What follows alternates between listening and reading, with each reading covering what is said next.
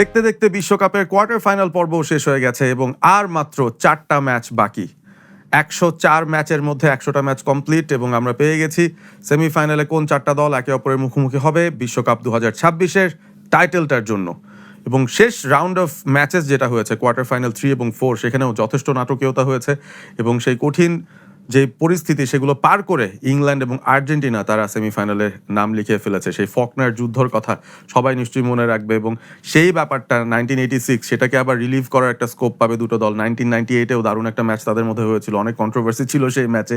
তো এরকম কিছু সেট আপ নিয়েই আমরা আজকে কথা বলবো ওয়ালটন স্মার্ট ফ্রিজ প্রেজেন্স ড্রিবলিংয়ের আজকের আয়োজনে। আপনাদের সঙ্গে রয়েছে আমি যথারীতি আহমেদ বিন পারভেজ এবং আজকে এমন একজন স্পেশাল গেস্টকে সাথে পেয়েছি যিনি মূলত বাংলাদেশের ফুটবল নিয়ে কনসার্ন। তার দল একটাই, বাংলাদেশ, এবং তারপর হয়তো অন্যান্য কিছু টিম নিয়ে তার আগ্রহ থাকতে পারে, সেই বিষয় নিয়ে ইন ডিটেলস আলোচনা করব। আরিফিন জিশান, ওয়েলকাম করছি আপনাকে শোতে। এবং আপনি তো মূলত আপনার কাজ যেটা আমরা দেখছি আপনার পেজের মাধ্যমে, Bangladesh football walking around the dreams, সেখানে পুরোপুরিভাবে বাংলাদেশ ফুটবল ওরিয়েন্টেড কাজ আপনারা করেন এবং সেদিকে আপনাদের ইন্টারেস্ট, যেটা আসলে খুবই রিফ্রেশিং। কারণ বাংলাদেশের ফুটবলের এমন একটা পরিস্থিতি তৈরি হচ্ছিল বা এমন একটা পর্যায়ে তারা যাচ্ছিল যে আমরাও নিজেরা খুব একটা বেশি আশা করছিলাম না। দিন শেষে আমরা কোনো না কোনো অন্য টিমের ফ্ল্যাগ আঁকড়ে ধরে তাদেরকেই সাপোর্ট দিয়ে আমাদের জীবনযাপন করছি, বাট দিন শেষে আমাদের টিম আছে, আমাদের টিম কতটুকু ইমপ্রুভ করতে পারে, কোথায় গিয়ে আমরা ইমপ্রুভ করতে পারি, সেই বিষয়গুলো নিয়ে এখন চর্চা হচ্ছে, আলোচনা হচ্ছে, একটা হাইপ তৈরি হয়েছে। তো সেখানেও আপনাদের একটা দারুণ কন্ট্রিবিউশন আছে, সেটার জন্য অবশ্যই ধন্যবাদ জানাই। তো আরিফিন ভাই, এই ওয়ার্ল্ড কাপটা আপনি কিভাবে এনজয় করছেন সো ফার, আর আপনার টিম কোনটা, ফেভারিট টিম, সেটাও জেনে নিই শুরুতে। আচ্ছা, না অবশ্যই বিশ্বকাপ তো বিশ্বকাপ। আসলে মানে বাংলাদেশ ফুটবলের কথা বলেন বা যাই বলেন, আপনি তো এন্টারটেইনমেন্টে মানুষকে আটকে রাখতে পারবেন না। যেটা কোয়ালিটি মানে আসে, যেটাতে কোয়ালিটি আছে মানুষ সেটাই দেখবে, এনজয় করবে, স্বাভাবিক। তো আমিও ব্যতিক্রম না। হ্যাঁ, আমি বাংলাদেশ ফুটবলে বেশি সময় দিই, তার মানে না যে আমি কোয়ালিটি যেটা বলে যে এন্টারটেইনমেন্ট আমি মিস করবো, অবশ্যই না। খুবই মানে খুব ভালো উপভোগ করছি, কোনো সন্দেহ নাই। দুর্দান্ত ওয়ার্ল্ড কাপ অতিবাহিত হচ্ছে। 48 দলের ফরম্যাট, অনেক কিছু চেঞ্জ হয়েছে, তো এটা একটা ব্যাপার। আর আমার ফেভারিট দল আসলে ব্রাজিল। আচ্ছা, ব্রাজিল বাদ পড়ে গেছে। আপনি যখন দেখলেন যে ব্রাজিলের হেড কোচ অ্যানচেলটি তিনি দলটাকে নিয়ে ওয়ার্ল্ড কাপে আসছেন, কীরকম এক্সাইটমেন্ট কাজ করছিল? এবং সেই সাথে যখন স্কোয়াড অ্যানাউন্সমেন্টটা নিয়ে আমরা যেটা দেখলাম যে অন্যান্য অনেক দলের স্কোয়াড অ্যানাউন্সমেন্ট নিয়ে যতটা না আলোচনা হয়েছে, ব্রাজিলের স্কোয়াড অ্যানাউন্সমেন্ট নিয়ে কিন্তু অন্যরকম একটা আলোড়ন আমরা দেখেছি। ইভেন তারাও কিন্তু একটা মেগা গালা ইভেন্ট করে তারপরে কিন্তু স্কোয়াডটা ঘোষণা করেছিল এবং অনেকটুকু আলো আসলে নেইমারের ওপর ছিল যে তিনি থাকছেন কি থাকছেন না, সেই বিষয়গুলো ছিল। সো আপনি ওই ফেজটুকুর সময় আসলে আপনার অনুভূতিটা কেমন ছিল যখন স্কোয়াড ঘোষণা হবে বা হচ্ছে? আচ্ছা, তো হ্যাঁ, প্রথমত অ্যানচেলত্তি অবশ্যই, মানে এটা ব্রাজিলের ইতিহাসে প্রথমবার হলো যে তাদের জাতীয় দলে কোনো বিদেশি কোচ নিয়োগ দেওয়া হলো, এবং সেটা অ্যানচেলত্তি, অনেক বড় নাম। এবং আমরা যদি অ্যানচেলত্তির মানে যদি তার ক্যারিয়ারের দিকে, কোচিং ক্যারিয়ারের দিকে তাকাই এবং যারা তাকে চেনে, তারা অনেকটাই আমরা নিশ্চিত ছিলাম যে নেইমার ডাক পাচ্ছে। কারণ অ্যানচেলত্তি তার ট্যাকটিক্যাল যে বিষয়গুলো, এটার চাইতে অনেক বেশি হচ্ছে ম্যান ম্যানেজমেন্টে অনেক বেশি পারদর্শী। এবং একটি স্কোয়াড অনেক বড় হয়, 26 জনের। এবং আপনি যে নামগুলো, মেসি বলেন, রোনালদো, নেইমার, এই নামগুলো আপনি এড়িয়ে গিয়ে থাকতে পারবেন না। আপনার সেভাবে মানে তার যে পেডিগ্রি অ্যানচেলত্তির অ্যাজ এ কোচ, এবং তো স্বাভাবিক সে একটা সম্মান সে টানে প্লেয়ারদের থেকে। তো এবং তার সেই ক্ষমতাটা আছে, নেইমারের মতো খেলোয়াড়কে তাকে হচ্ছে মানে সেরকম গেম টাইমটা তার নিজের মতো করে তাকে দেওয়া, এবং সেখানে নেইমারে মেনে না। তো সবকিছু মিলিয়ে তার ওই ক্যালিবারটা ছিল, কোনো সন্দেহ নেই অ্যানচেলত্তির। এবং নেইমার অবশ্যই, এটা আমরা অনেকটাই নিশ্চিন্ত ছিলাম। অনেকে জিজ্ঞেস করছিল যে থাকবে কি থাকবে না। আমি বলেছি, এভাবেই বলেছি এই সূত্রে, যে হ্যাঁ, নেইমার থাকবে। তো এটা খুব একটা আশ্চর্য হয়নি যারা আমরা অ্যানচেলত্তির দিকে ফলো করেছি। সো নেইমারকে যেভাবে ঠিক আপনি বললেন যে অ্যানচেলটি ব্যবহার করার রাইট রাখেন, তিনি তো বোধহয় সেভাবেই ব্যবহার করেছেন, তাই না, পুরো ওয়ার্ল্ড কাপ জুড়ে? হ্যাঁ, আমার মনে হয় আসলে খুব বেশি কিছু, এর চেয়ে বেশি কিছু করার হয়তো ছিল না খুব সম্ভবত। কারণ নেইমারের দুই পায়ের অবস্থাই খুব খারাপ। এবং এখানে আসলে যেটা হলো যে আমরা দেখলাম যে স্কটল্যান্ডের সাথে একটা মোটামুটি গেম টাইম পেলো, জাপানের সাথে শেষ মুহূর্ত পর্যন্ত দেখেছে, এবং ঠিক আছে রেগুলেশন টাইমে জিতে এসেছে। এবং এমনকি নরওয়ে ম্যাচটা যে এখানে কিন্তু নেইমার যখন নেমেছে তখনও কিন্তু ডেডলক ছিল এবং ব্রাজিল অলরেডি 2-3টা ভালো সুযোগ মিস করেছিল, স্পেশালি এনরিক। খুব বেশি কিছু করার ছিল না, কিন্তু স্কোয়াডে যে ডেপথ ছিল বা যে অবস্থা ছিল, নেইমারকে জাস্ট এই সেকেন্ড হাফের যে হাইড্রেশন ব্রেকে নামিয়ে দিয়েছিল। আসলে এর চেয়ে বেশি কিছু করার ছিল না। এটা আসলে ব্রাজিলের মধ্যে ওই বিষয়টা ছিল না হয়তো, যে আসলে আর 2002 সালের পর আমরা মানে ব্রাজিল হচ্ছে কোনো ইউরোপিয়ান মিড রেঞ্জ টিমকে হারাতে পারেনি নকআউটে। তো এটা আসলে আনফরচুনেট। অনেকটা ধারণা করছিলাম কিছু খারাপ হতে পারে, হয়ে গেল। ওয়েল, দেখা যাক। ব্রাজিলের টিমটা নিয়ে অনেকে অবশ্য আশা দেখছেন, কারণ মোটামুটি একটা জেনারেশন শেষ হচ্ছে। এই টিমটার গড় বয়সই ছিল 30-এর কাছাকাছি, যেটা নিয়ে আসলে অনেক সমালোচনাও হয়েছে যে অ্যানচেলোটি অভিজ্ঞতাকে দাম দিয়েছেন, তবে তিনিও হয়তো ধরেছেন যে এটা একটা এরার শেষ এবং তারপর থেকে নতুন করে একবারে টিমটাকে কনস্ট্রাক্ট করতে হবে পরবর্তী ফেজগুলোর জন্য, হয়তো কোপা এবং তারপরের ওয়ার্ল্ড কাপকে টার্গেট তিনি করবেন। বেশ কিছু ইন্টারেস্টিং নতুন প্লেয়াররাও তো ব্রেক পেয়েছেন। আমরা যদি রায়ানের কথা বলি, তিনি তো ভালো পারফর্ম করেছেন। যার জায়গাটা নিতে হচ্ছে রাফিনিয়া, আনফরচুনেটলি ইনজুরির কারণে বাদ পড়ার পর রায়ান খুব ভালো একটা পারফরমেন্স দিয়েছেন। এনরিকের মধ্যে অনেকেই কিছুটা আশার আলো দেখছেন। তো এই বিষয়গুলোকে আপনি আসলে কিভাবে দেখেন, যে এই নতুন ব্রিড অফ প্লেয়ার্স যারা কিছু আসছেন, নতুন প্লেয়ার, ইয়াং প্লেয়ার্স, তারা কি পরবর্তীতে নিজেদের আরো প্রতিষ্ঠিত করতে পারবেন কিনা? ভিনি তো নিজেও বেশ ইয়াং এই মুহূর্তে। সত্যি বলতে মানে আসলে লাতিন দলগুলোর যে বিশেষত্বটা, আসলে তারা ইউরোপিয়ান যে অর্গানাইজড ফুটবলটা বা একটা ফিজিক্যাল ফুটবল, এটার এগেনস্টে অ্যাকচুয়ালি তারা একটা ফ্রি রোলে একটা কোনো প্লে মেকার নাম্বার 10 রোল বা এরকম কিছু একজন রাখে ক্রিয়েটিভ, যারা হচ্ছে সেই অর্গানাইজড স্ট্রাকচারটা বা ফিজিক্যালিটিটা ব্রেক করতে পারে। তো এটা কিন্তু যেটা এখন আর্জেন্টিনার আছে অবশ্যই মেসি। ব্রাজিলের নেইমার ছিল, খুবই খুবই বড় ক্যালিবার ছিল, পটেনশিয়াল ছিল, বেশ কিছু বিতর্ক আছে, ওগুলোতে না যায়। আনফরচুনেটলি ইনজুরির বিষয়টাই আসলে এখানে বড় করে দেখার বিষয়। 2014 পর আসলে নেইমার সময়ের সাথে আসলে তার ডাউনগ্রেড হয়েছে আনফরচুনেটলি। তো এখন এখানেই বিষয়টা যে আসলে ব্রাজিল যেটা কাফু বলে, সাবেক ব্রাজিলিয়ান ফুটবলার, বিশ্বকাপজয়ী কাফু, তিনি যেটা বলেন যে আসলে মানে ব্রাজিল, স্পেশালি উনি প্রিমিয়ার লিগের রেফারেন্স দেন, যে এখানে ব্রাজিলিয়ান খেলোয়াড়দের খেলতে যাওয়া উচিত না, তারা সেই ফ্ল্যাটটা হারিয়ে ফেলে বা যে ইন্ডিভিজুয়াল যে কোয়ালিটিটা থাকে বা যে সিঙ্গেল হ্যান্ডেডলি যে টেক অন করার বিষয়টা। তো আমি যেটা মনে করছি যে শুধু ব্রাজিল না, আসলে আমি যদি পুরো লাতিন আমেরিকার ফুটবলের কথাই বলি, আমি মনে করি সামনে খুব একটা ভালো সময় আসতেছে না।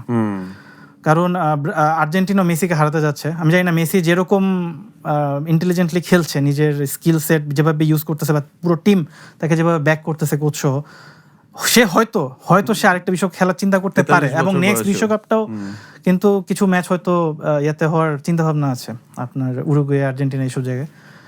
তো হয়তো নেক্সট 4 বছরে একটু বোঝা যাবে। আসলে এই মুহূর্তে মন্তব্য করা কঠিন। যদি মন্তব্য করতেই হয়, আমি বলবো যে খুব বেশি আশা দেখছি না। আমি মনে করছি Latin America football as a whole একটা খুব বাজে একটা ট্রানজিশন ফেজে ঢুকে যাচ্ছে। কিছু নাম উঠে আসতেছে, বাট এগুলো এখনো খুবই তরুণ, এখনো সেভাবে টেস্টেড হয়নি। তো দেখার বিষয় আসলে সামনে কি হয়। আসলে লেটস সি। প্রিমিয়ার লিগ নিয়ে যেহেতু আলোচনাটা হলো, একটা ইন্টারেস্টিং ব্যাপার চোখের সামনে চলে আসে যে আর্জেন্টিনার অনেক প্লেয়াররা কিন্তু অ্যাকচুয়ালি প্রিমিয়ার লিগে খেলছেন, তাদের মিডফিল্ড কোর, এবং অনেকেই আসলে বলছেন যে আর্জেন্টিনা আসলে লাতিন ঘরানার ফুটবল খেলে না এবং সে কারণেই হয়তো তারা এই ধরনের ওয়ার্ল্ড কাপগুলোতে সাকসেসফুল হচ্ছে কম্পারেটিভলি, বিকজ ওরা হয়তো ইউরোপিয়ান ফুটবলের সাথে একটা সিমিলার হাইব্রিডে তাদের মডেলটা করছে, যেটা ওই ফ্লেয়ার বেসড হয়তো খুব একটা নেই, এবং তাদের একটা এক্স ফ্যাক্টর আছে মেসি, সে আসলে ম্যাচগুলোকে ঘুরিয়ে দিচ্ছে যেখানে স্টেলমেট আছে।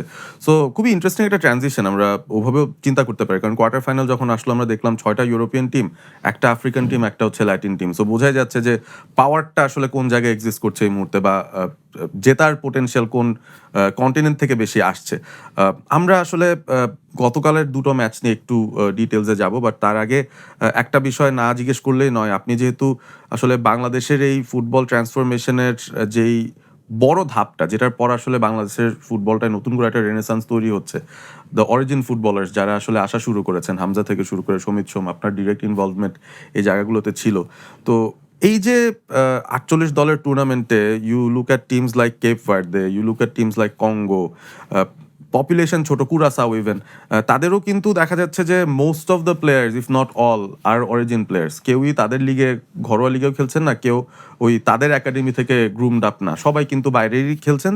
তাদেরকে বেসিক্যালি আনার ব্যবস্থা করেছে তাদের ফেডারেশন এবং তাদেরকে ক্যাম্প করানোর মাধ্যমে তৈরি করে তারপরে টিম পাঠানো হয়েছে এবং খুব কুইকলি তারা ট্রান্সফর্ম করে কিন্তু এই লেভেলে চলে আসতে পেরেছে। সো এই যে ব্যাপারটা, এটা নিয়ে অনেক ডিবেটও হয় যে is this the right process. আপনার আসলে মন্তব্যটা কি এই জায়গাটার মধ্যে, যে বাংলাদেশের মতো দেশের জন্য what should be a better process? আমরা যদি অ্যাক্সেলারেট করতে চাই, ধরেন ওয়ার্ল্ড কাপের মতো বড় মঞ্চে যেতে চাই, সেই অ্যাক্সেলারেশনটা যদি করতে চাই, তাহলে কোন প্রসেসটা বেটার আপনার কাছে মনে হয়? তো আপনি যে নামগুলো নিলেন খুব ইন্টারেস্টিং নাম। কুরাসাও, যেমন কুরাসাওতে হচ্ছে 26 জনের স্কোয়াডে মাত্র একজন হোমগ্রোন।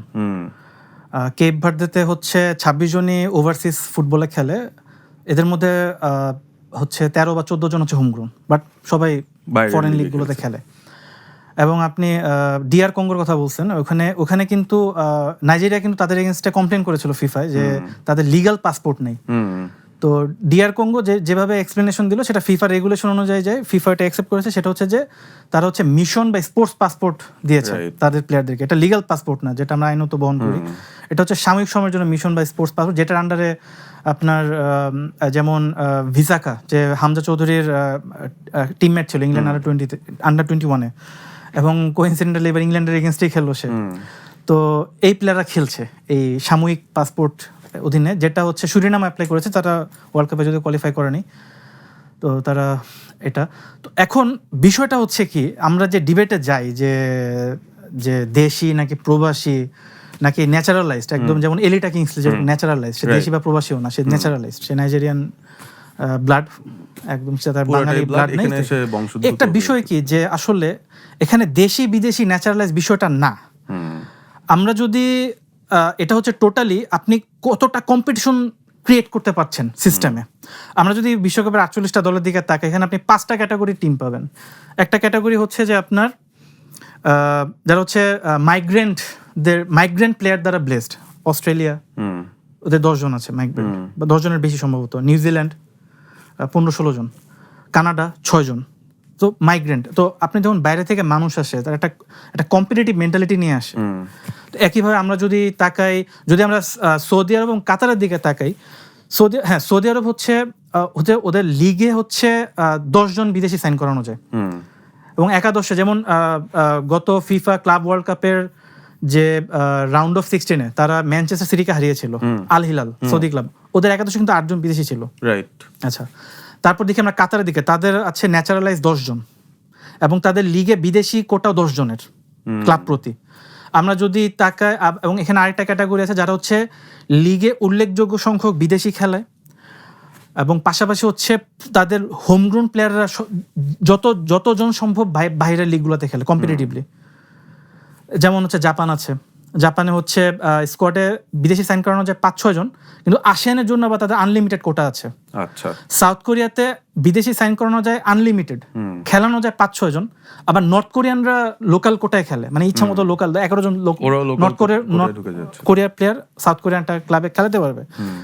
তো আমি মনে হয় 3-4টা বলে ফেলছি। তারপর হচ্ছে আপনি ধরেন যেটা ন্যাচারালাইজড একদম, আপনি ধরেন ইংল্যান্ডের মতো সিস্টেম, যেগুলো হচ্ছে বিগ 5 ইউরোপের, বা এর বাইরে পর্তুগাল, ওরা যেটা করছে যে ওদের মানে ওদের বলতে গেলে বলে যে 17টা বা 18টা বিদেশি সাইন করানো যায়, বাট অ্যাকচুয়ালি প্র্যাকটিক্যালি আনলিমিটেড বিদেশি সাইন করে দিতে পারে। একাদশেও একদম একাদশ পুরোটাই বিদেশি করতে পারে।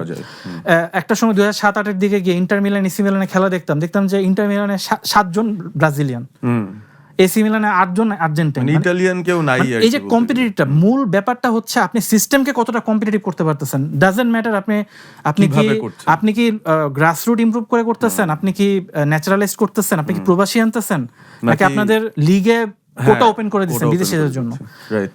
মূল ব্যাপারটাই হচ্ছে সিস্টেমটা কম্পিটিটিভ করতে হবে। তো আমরা কিন্তু এই যে আপনি দেখুন গত সিজনে, লিগ সিজনে আপনি এই সাফের কোটা আনলিমিটেড করে দেওয়া হয়েছিল। সাফ আমরা এশিয়ান বলতেছি না, তাতেই বিশ্ব বলতেছি না, এতে আপনি দেখুন আনফরচুনেটলি যে সিন্ডিকেট গুলো কাজ করে, যারা কমিশন বাণিজ্য করে ইলিগাল, তারা দেখেন কিছু প্লেয়ারদের নামাই দিছে। আপনি যদি সাফের প্লেয়ারদেরকে যদি কম্পিট করে, আপনি যদি আমরা যদি আমাদের প্লেয়াররা যদি চিন্তা না করে যে তারা ক্লাবে যা করতে হবে, তাহলে এশিয়া কই তাহলে? যদি এশিয়াতে যদি আনলিমিটেড করতাম, উজবেকিস্তানের সেকেন্ড বা থার্ড প্লেয়ারও আনফর্চুনেটলি বলতে হয় আমাদের লোকাল প্লেয়ারদের যে কোয়ালিটি অনেক ভালো এবং কম দামে পাওয়া যাবে। এখানে তো ইনফ্লেটেড রেটে লোকাল প্লেয়াররা বিভিন্ন ইয়াতে যাচ্ছে। তো আমাদের দীর্ঘদিনের আমরা কাজ করছি, আমরা এটা লিখেছি যে আসলে স্যালারি ঠিক আছে, স্যালারি একটা কম্পিটিটিভ মার্কেট, সমস্যা নেই, ওটা আমরা কিছু বলতেছি না। একজন 1 কোটি 2 কোটি নেক পার সিজন, সমস্যা নেই, কিন্তু একটা লোয়েস্ট স্যালারি ক্যাপ নেওয়া উচিত। অনেক প্লেয়ার আছে পেটে ভাতে খেলে, একটা মানবেতর ভাবে, এটা মানে অমানবিক, এটা এইভাবে একটা লোয়েস্ট স্যালারি ক্যাপ রাখুক। যেমন ক্রিকেট একটা সময় ছিল, একটা সময় দেখতাম যে 80,000 টাকা লোয়েস্ট স্যালারি ক্যাপ, যখন আপনার বিসিএল ক্রিকেট, এটাও আর 20 বছর আগের কথা। তখন এখন আমি জানি না আসলে, অতটা ক্রিকেটে অতটা আমি অ্যালাইন না। তো এই হচ্ছে বিষয়টা, যে সাফের প্লেয়ারদের এগেনস্টে যদি কম্পিট করার মানসিকতা না রাখে, অ্যাটলিস্ট যেখানে বলা যায় এসে আপনি ধরেন ভিয়েতনাম, কিরগিজস্তান, এরা 3-4 বছর আগেও মানে টোটাল দেশি স্কোয়াড নিয়ে খেলতো, ওদেরও চেঞ্জ হয়ে গেছে। কিরগিজস্তানে আপনার 11 জন পর্যন্ত সাইন করানো যায় বিদেশি। ভিয়েতনামে ন্যাচারালাইজড আপনার প্রবাসী সহ 8-9 জন সাইন করানো যায়। এমনকি ভুটানে হচ্ছে আপনি 14 জন পর্যন্ত বিদেশি সাইন করানো যায়, যাদের মধ্যে 5 জন বা 6 জন হতে হবে সাফ থেকে। ভুটানের মতো লিগে ওরা কি কম বোঝে আমাদের চাইতে? ওরা তো আমাদের লেভেলও আসতে পারেনি, মানে হ্যাঁ আমাদের সাথে কম্পিট করে হারাইছে, বাট একটা মানে ওভাবে আসতে পারেনি। এমনকি লাওসের লিগে 8 জন সাইন করানো যায়। ফিলিপাইন টোটালি প্রবাসী নির্ভর, ওদের ডোমেস্টিক প্লেয়ারদের অবস্থা খুবই খারাপ, আগের মতো খুব খারাপ অবস্থা। ওদের ডোমেস্টিক লিগেও 8 জন মানে বিদেশি সাইন করানো যায় ক্লাব প্রতি। ওরা কি কম বুঝে? তাহলে এই হচ্ছে অবস্থা। আপনার সিস্টেমটাকে কম্পিটিটিভ করতে হবে, যেভাবেই করেন তাহলে আপনি কম্পিটিটিভ প্লেয়ার পাবেন। ওয়েল, এই জায়গা থেকে ধরেন অনেকেই অনেক ধরনের স্পেকুলেশন দিচ্ছে আর কি, যে ওয়ার্ল্ড কাপটায় বাংলাদেশ কবে নাগাদ যেতে পারে বা কত জলদি সেই দিকে যাওয়া সম্ভব। তো আপনি তো বলছেন যে লিগ কম্পিটিটিভ করার যে বিষয় বা ওই সংক্রান্ত যেই পলিসিগুলো আছে সেই জায়গায় কোনো পরিবর্তন বা কিছু আনা যায় কিনা বা সেটা অ্যাকসেপ্ট করে কিনা সবাই। বিসাইডস দ্যাট, ধরেন বাংলাদেশের মেয়েদের ফুটবলের দিকে যদি তাকাই, they are following a very totally different process. মানে জাস্ট পুরাটা দায়িত্বই সাপোজ বাফুফে নিচ্ছে, তাদেরকে বছর ভিত্তিক ক্যাম্প করাচ্ছে, ওইটার ভিতর থেকেই they're nurturing them and helping them out. তো তারা এশিয়ার বেস্ট 12টা টিমের মধ্যে ঢুকেও গেছে, তারা এশিয়ান কাপ খেললো 2 লেভেলে, আন্ডার-20 এবং ন্যাশনাল টিম লেভেল। সো এই সিমিলার ধরনের কিছু কি মেন্স ফুটবলের জন্য চিন্তা করা যায় কিনা, but maybe from a different angle. যেমন হামজা আসছে, সমিত আসছে, there are other players playing in different areas যারা হয়তো বাংলাদেশের জন্য খেলতে interested. The Sullivan brothers are there, অনেক কিছুই আমরা জানি, যে ফারহান আলী ওয়াহিদ তিনিও কমিট করছেন এরকম শুনছি। সো সামহাও যদি একটা 15 সদস্যের একটা টিম বানানো যায়, যারা সবাই হয়তো বাইরের লিগেই খেলছেন, শুধুমাত্র বাংলাদেশের কম্পিটিশনগুলোর জন্য দেল অ্যাসেম্বল অ্যান্ড প্লে, তাইলে কি আমাদের নেক্সট লেভেলে যাওয়ার পসিবিলিটি কুইকার হয়? আপনার কি মনে হয়? আচ্ছা, এটা হচ্ছে আসলে মানে এখানে একটা আপনার খুব সিগনিফিক্যান্ট একটা ডিফারেন্স আসলে পুরুষ আর নারী ফুটবল এখনো স্পেশালি এশিয়াতে খুবই প্রিম্যাচুর একটা লেভেলে আছে। আপনি যদি জাপানের দিকে তাকান, যারা ওয়ার্ল্ড কাপ চ্যাম্পিয়ন হয়েছিল 2011 সালে ওয়ার্ল্ড কাপে, এবং খুবই টপ একটা দল ওয়ার্ল্ডে, ওদের যে নারী লিগ হয় টপ টায়ার, ওখানে ম্যাচ সংখ্যা কিন্তু বাংলাদেশের পুরুষ ফুটবল লিগের ম্যাচ সংখ্যা সমান। আচ্ছা। যেখানে কিন্তু পুরুষ ফুটবল লিগ টপ লিগ গুলোতে অন্তত 38টা ম্যাচ হচ্ছে, কিছু কিছু জায়গায় আরো বেশি হয়, এবং কি চ্যাম্পিয়নশিপ বা লিগ 1 লিগ 2 46টার মতো ম্যাচ হয়। তো বিষয়টা হচ্ছে যে নারী ফুটবল টোটাল একটা প্রিম্যাচুর একটা অবস্থায় আছে, এবং এখানে মানে এখন অনেক কিছু মানে আসলে মানে নতুনভাবে আমরা ডিসকভার করতে পারছি। তো বিষয়টা হচ্ছে যে বেশিরভাগ দেশে এশিয়াতে আপনার ওরা কিন্তু খুবই লিমিটেড পুল থেকে কিন্তু প্লেয়ার অ্যাট্রাক্ট করে। আনফরচুনেটলি এরা আপনার এশিয়াতে যে বিগ 5 আছে নারী ফুটবলের, এর বাইরে সেকেন্ড টায়ারে থাইল্যান্ড, ভিয়েতনাম এরা আছে, ফিলিপাইন, উজবেকিস্তান রিসেন্টলি ওখানে স্টেপ আপ করেছে। তো ওদেরকে খুবই লিমিটেড একটা ইয়ার মধ্যে যেতে হয় প্লেয়ার পুল। তো এখন বিষয়টা হচ্ছে এখানে যেটা ডিফারেন্স মেক করেছে অ্যাকচুয়ালি, যে আপনার পুরুষ ফুটবলে যেহেতু আপনার মানে আপনার অনেক ডাইভার্স, অনেক হিউজ একটা ভাস্ট একটা আপনার সুযোগ থাকতেছে আপনার প্রতিনিয়ত হচ্ছে। যেমন প্রিমিয়ার লিগে, যেটা ইংলিশ প্রিমিয়ার লিগে বলা হয় যে এই মাত্র 3 থেকে 5% প্লেয়ার যারা প্রিমিয়ার লিগ একাডেমির ইউথ প্রোডাক্ট তারা মাত্র 3-5% প্লেয়ার প্রিমিয়ার লিগ খেলতে সিনিয়র পারে লেভেলে ওই পর্যন্ত যেতে পারে, বাকি প্লেয়ার সব লোয়ার লিগে চলে যায় বা ঝরে যায় এরকম।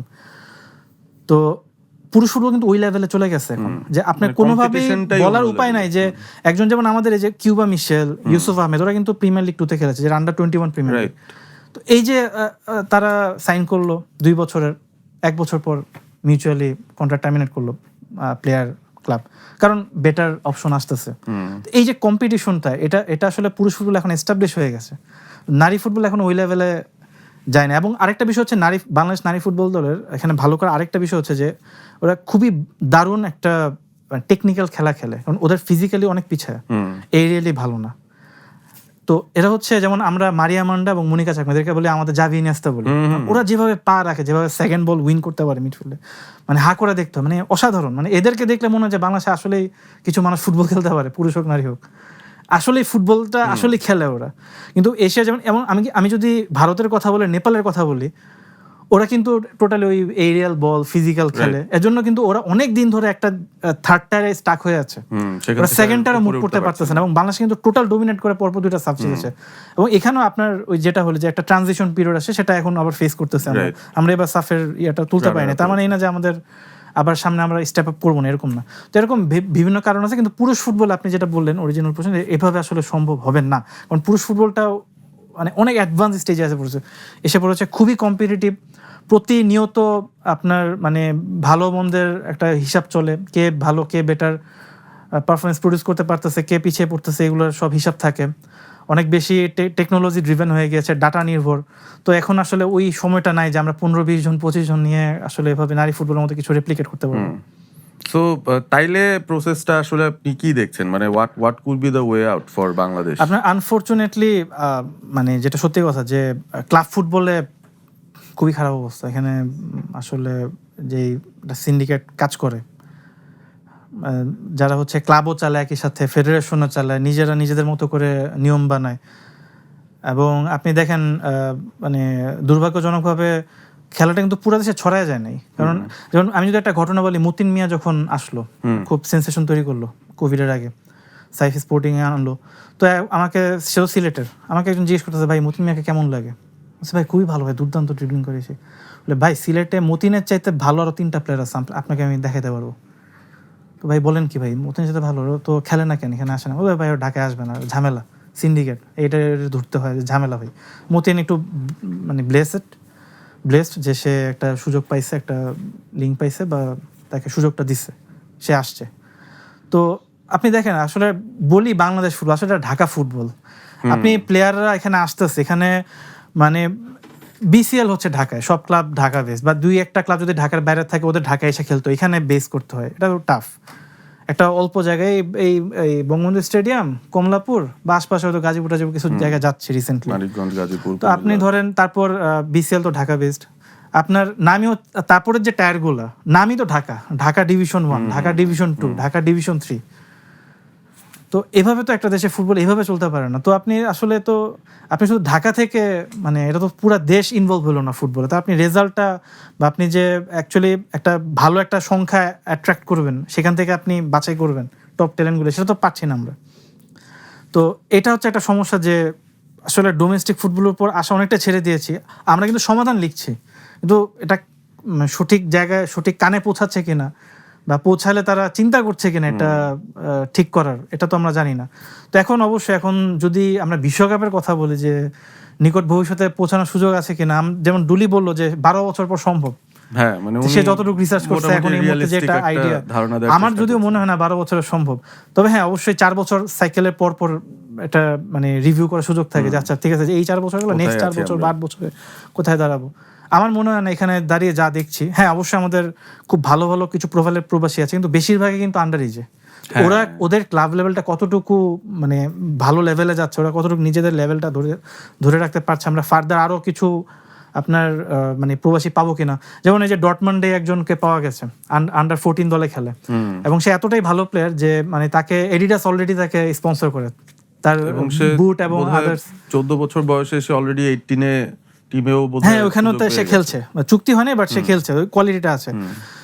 তো এটার উপর ডিপেন্ড করতো আমাদের। এখন যদি আমাদের বিশ্বকাপের আশা রাখতে চাই, তাহলে হ্যাঁ অবশ্যই এই মুহূর্তে অবশ্যই, বা যদি 12 বছর পরে বলি, কারণ আপনি ডোমেস্টিক বা গ্রাসরুট সিস্টেম কিন্তু রাতারাতি ইমপ্রুভ করার বিষয় না, এটা একটা খুব লং টার্ম একটা প্রসেস এবং খুবই অনিশ্চয়তা। কারণ আপনি দেখেন ভারত থেকে শুরু করে আসিয়ানের দেশগুলো কবে কি শুরু করেছে? পরিমাণ এফোর্ট দিয়েছে। ভারতে একাডেমির অভাব নাই, ওদের শত একাডেমি। আর আসিয়ানের দেশগুলোর কথা তো বাদই দিলাম, ওরা অমানবিক খাটাখাটনি করেও ওরা এশিয়া কাপে রেগুলার কোয়ালিফাই করতে পারেনি। সেটাই ওরা 2004 সালের পর মানে কোনো আসিয়ান দেশ মেধার ভিত্তিতে এশিয়া কাপে কোয়ালিফাই করছে 2019 সালে এসে, যখন আপনার 16 থেকে 24 দলে মানে আপনার এক্সপান্ড বাড়ানো হলো, টিম বাড়ানো হয়েছে। আসিয়ান দেশগুলোর এই অবস্থা, আমরা কি আশা করি? তার মানে এই না যে আমি নিরুৎসাহিত করছি, ভাই কাজ করেন আসলে। গ্রাসরুট বলে, গ্রাসরুট যে আসলে কি জিনিস মনে বাংলাদেশে মানে মানুষ জানেও না আসলে, হয়তো যে ওরা যে গ্রাসরুট করে, বা অনেকে বলে প্রবাসী আসলে গ্রাসরুটের কথা মনে পড়ে, যে না প্রবাসী আসতেছে ঠিক আছে, কিন্তু গ্রাসরুট ঠিক করতে হবে। মানে প্রবাসী আসলে গ্রাসরুট, কিন্তু কেন? এটা হবে পাশাপাশি চলবে, দুইটাই প্রসেস, কন্টিনিউয়াস প্রসেস। প্রবাসী আসবে, গ্রাসরুটেও কাজ চলবে, এটা দুইটা মুখোমুখি কেন দাঁড় করে দিব আমরা? জাতীয় দলে সেই খেলবে যে যোগ্য, হোক সে দেশি প্রবাসী ন্যাচারালিস্ট, এটা হচ্ছে বিষয়টা। তো এখন অবশ্যই যদি আমরা বিশ্বকাপে কোয়ালিফাই করার সম্ভাবনার কথা বলি, তাহলে অবশ্যই প্রবাসীদের দিকে আসলে ঝুঁকতে হবে।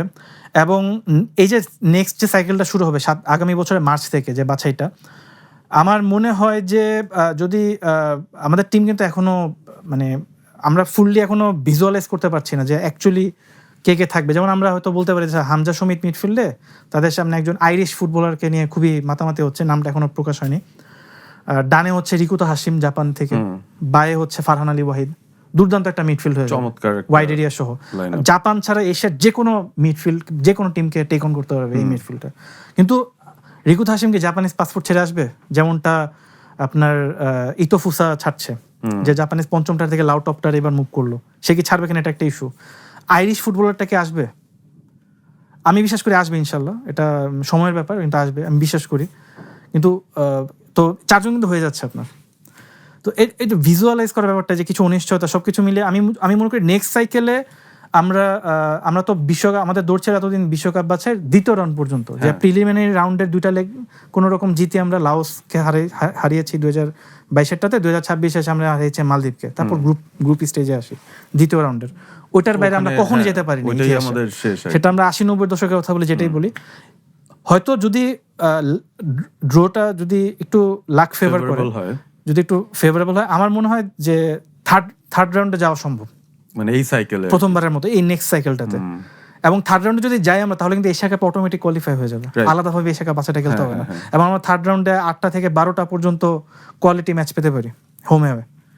ওইখান থেকে আমরা তখন পরবর্তী আচ্ছা কিরকম টিম, কিরকম স্কোয়াড পেলাম, সামনে হাতে পাইপলাইনে কে আছে, প্লেয়াররা ক্লাবে কেমন করতেছে, তারা আসতেছে কিনা, রেসপন্স করতেছে কিনা, কোচ কে আছে, বাফুফের হাই কমান্ড আন্তরিক কিনা, টেকনিক্যাল কমিটি মাঠে সাবোটাজ করতেছে না তো আমাদেরকে, এসবের বেসিসে আমরা পরের সাইকেলে আমরা মুভ করতে পারবো তখন। আচ্ছা দেখা যাক, ইন্টারেস্টিং। মানে তার মানে একদম সরাসরি আমরা যে জায়গাটায় চিন্তা করতে পারি যে ওই ধাপে ধাপে ওয়ার্ল্ড কাপ কোয়ালিফিকেশনের যে স্টেপগুলো, নেক্সট লেভেলটা আমরা পৌঁছাতে পারছি কিনা সেটাই বোধহয় প্রাথমিক টার্গেট হওয়া উচিত, এবং সেটার দিকে নিশ্চয়ই ফোকাস থাকবে। দর্শকরা হয়তো ইতিমধ্যে ভাবছেন যে বিশ্বকাপ নিয়ে শো, কিন্তু আমরা কথা বলছি পুরোপুরি বাংলাদেশ ফুটবল নিয়ে। এইটা কিন্তু খুবই ইউনিক একটা জায়গায় আমরা আছি, কারণ সাধারণত আমরা এরকম গেস্টই পাই না যারা এতটা ইনডেপথ বাংলাদেশের ফুটবল নিয়ে কথা বলতে পারে। কারণ দিন শেষে আমরা তো সবাই আসলে বাংলাদেশের জার্সিটাই পরে খেলাটা দেখতে চাই, আমাদের নিজেদের টিমকে হয়তো সর্বোচ্চ লেভেলে দেখতে চাই। তো সেই স্বপ্নটা জিয়ে রাখার জন্য যেই মানুষগুলো কাজ করছেন, তাদের কাছ থেকে আসলে এই ব্যাপারটা নিয়ে আমাদের জানার আগ্রহটা অনেক বেশি থাকে। ওয়ার্ল্ড কাপ তো ওয়ার্ল্ড কাপ চলছে, the best of the best are there. আমরা জানি যে সেমিফাইনালে যে 4টা টিম উঠে গেছে, তারা এই মুহূর্তে ফিফার লাইভ র্যাঙ্কিংয়ে first 4 teams in the world. So সেই হিসাবে অনেকেই বলছেন যে জাস্টিস ইজ সার্ভড, মানে বেস্ট 4টা টিমই খেলছে। আপনি যে বললেন যে খুব অ্যাডভান্সড হয়ে যাচ্ছে সব কিছু, ভিএআর এর চলে আসাটা, এই অ্যাডভান্সমেন্টটাকে আরেকটু অ্যাকুরেট করা, জাস্টিস নিয়ে আসা কিংবা ফেয়ারনেস বেটার করার যে কাজ ফিফার তরফ থেকে হচ্ছে, এই ভিআর নিয়ে কিন্তু প্রচুর সমালোচনাও হচ্ছে, এবং বেশ কিছু সিদ্ধান্তের মধ্যে পক্ষপাতমূলক আচরণের একটা ইঙ্গিত অনেকে দিচ্ছেন। এই জায়গাটায় আপনার আসলে একটু মন্তব্য জানতে চাই, এবং স্পেসিফিক্যালি আমি যদি গতকালের ম্যাচটা বলি, সেখানেও কিন্তু দুটো ম্যাচে দুটো ভিন্ন ভিন্ন ঘটনা ঘটেছে যেখানে কন্ট্রোভার্সি রাইজ হয়েছে। যেমন নরওয়ে ইংল্যান্ড ম্যাচের সময় যেই গোলটা প্রথমে বেলিংহাম দিয়েছেন, সেখানে কিন্তু আসলে নরওয়েজিয়ান গোলকিপারের যে ক্লিয়ারেন্সটা ছিল বা যার কিকটা ছিল, সেটা নাকি অ্যাপারেন্টলি ওই একটা ওয়্যারের মধ্যে গিয়ে লেগেছে, ক্যামেরার কোনো একটা ওয়্যার সেখানে লেগে নাকি পড়েছে। ন্যাচারালি সেটা ইংল্যান্ডের প্লেয়ারের কাছে পৌঁছায়নি এবং সেই আক্রমণ থেকে গোলটা এসছে। সো সেটা নিয়ে কেন কোনো ভিআর এসে কোনো ইন্টারভেনশন করলো না বা রেফারি কেন এটাকে আটকায়নি, সেটা নিয়ে একটা প্রশ্ন ছিল। এবং আর্জেন্টিনা ভার্সেস সুইজারল্যান্ড ম্যাচটার মধ্যেও এরকম কিছু ঘটনা হয়েছে যে এমবোলো যেভাবে আসলে লাল কার্ডটা দেখলেন বা সেকেন্ড ইয়েলোটা খেয়ে লাল কার্ডটা দেখলেন, এইখানে ভিআর যে ইন্টারভিন করেছে এটাই অনেকে আসলে বুঝতে পারছেন না। সো আপনার পয়েন্ট অফ ভিউ থেকে স্পেসিফিক্যালি যদি এই দুইটা ইনসিডেন্টই ধরি, কারণ প্রতি ম্যাচেই হচ্ছে, মানে প্রত্যেকটা ম্যাচ ধরে ধরে যেতে গেলে বোধহয় 2 ঘন্টার শোর প্রয়োজন হবে। আপনার ওভারঅল অ্যাসেসমেন্টটা কি রিগার্ডিং দিস টেকনোলজিক্যাল এনহ্যান্সমেন্ট? প্রথমত আমি ভারকে আমি খুবই পজিটিভলি দেখি, কোনো সন্দেহ নেই। এটা এটা উপকারী করেছে সঠিক ডিসিশন নিতে। এবং টেকনোলজির কথা এসেছে, কিন্তু এটা কিন্তু আলটিমেটলি মানে পরিচালনা করে মানুষ, এবং মানুষ মাত্র কিছু ভুল করতে পারে, স্বাভাবিক, এটা হতে পারে মাঠে হিট অফ দ্য মোমেন্ট বা যাই হোক, তো মানুষের ভুল হয়। এই বিশ্বকাপে আমি মনে করি না যে মানে খুব বড় কোনো কন্ট্রোভার্সি হয়েছে, আমি মনে করি না। আমি মনে করি বেশিরভাগ একদম মানে একদম মেজরিটি, খুব খুব ভালো একটা মেজরিটি ডিসিশন প্রপারলি হয়েছে। তো আমি যদি এমবোলোর ঘটনাটা বলি, এখানে মূলত যেটা হয়েছে যে এখানে কিন্তু প্রথমত আর্জেন্টাইন যে প্লেয়ারটা ছিল পারেদেস, হ্যাঁ, তো তাকে কিন্তু কার্ড দেখানো হয়েছিল, রাইট। তো ফিফার যে নিয়মটা, যেটা যতটুকু আমার মনে আছে বা আমি যতটুকু ঘেটেছিলাম আগে, যে এটা হচ্ছে এটা যেই রেগুলেশনের আন্ডারে এটা ওভারটার্ন করে ইয়েলো কার্ডটা এমবোলোকে দেখানো হয়েছে, এটা হচ্ছে মিস্টেকেন আইডেন্টিটির একটা রেগুলেশন আছে। যে এখানে একটা ইনসিডেন্ট ঘটলো, তো অ্যাকচুয়ালি যে লায়াবল, এবং এখানে কিন্তু সে একটা মানে ক্লিয়ার একটা ডাইভ ছিল একটা অ্যাঙ্গেল থেকে যেটা দেখা গেছে। তো যেহেতু একটা ইয়েলো কার্ড অলরেডি প্রদান করা হয়ে গেছে এবং একটা মিস্টেকেন আইডেন্টিটি বা একটা মিসজাজ হয়েছিল প্রথম ধাপে, তো যেহেতু ইয়েলো কার্ডটা তো অন দ্য বোর্ড, এটা এক্সিস্ট করতেছে অলরেডি, তো খুব ন্যাচারালি এটা আসলে আনফরচুনেটলি এটা রিভার্স করে এটা, কারণ এটা তো আছে, এটা আপনি সরাতে পারছেন। তার মানে ধরেন যদি পারেদেসকে ইয়েলো না দেখানো হতো, সেই ক্ষেত্রে কি এমবোলোর এই ডাইভটা বোধহয় আড়ালে পড়ে যেতে পারতো, ভিআর তো তখন ইন্টারভিউ হতে করতো না। হ্যাঁ, খুব সম্ভবত যে সেও এটা আসলে দেখতো না। এটা একটু বেশি ডাইভ হয়ে গেছে। খুবই আনফরচুনেট ফর সুইজারল্যান্ড, কারণ তারা কিন্তু সেই ম্যাচটা সেই সময়টা খুবই ভালো পর্যায়ে ছিল এবং মনে হচ্ছিল যে অ্যাকচুয়ালি ম্যাচটা তারাই তাদের পক্ষে নিয়ে যেতে পারে। But this is how it's running. অনেক সময় একটা কাপ জিততে হলে আপনার অনেক ধরনের ভাগ্যের প্রয়োজন হয়। আমাদের ভাগ্য এফোর্ট সবসময় আমাদেরকে অ্যালাইন করে তারপর এগিয়ে যেতে হয়।